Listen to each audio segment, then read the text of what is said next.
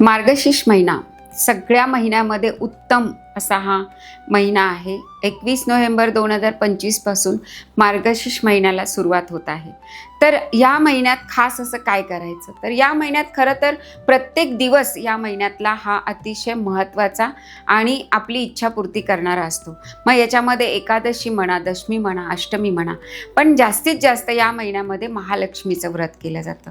तर सुख, समृद्धी, ऐश्वर्य, पैसा, नोकरी, व्यवसाय या सगळ्यामध्ये भरभराट होण्यासाठी हे व्रताचं पालन केलं जातं। ज्यांनी कोणी सुरुवात केली नसेल तर स्त्री पुरुष दोघांनीही हे व्रत केलं जातं। सकाळी उठून छानपैकी स्नान वगैरे केल्यानंतर, देवांची पूजा केल्यानंतर कलशावर देवीचा मुखवटा किंवा नारळ हा पूजला जातो।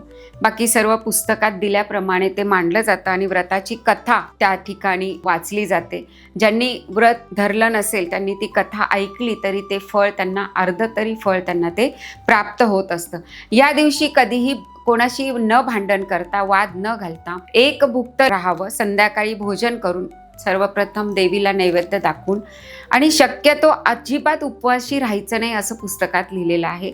एक फळ आणि दूध पिऊन हा फलाहार करून तुम्ही हे व्रत करू शकता।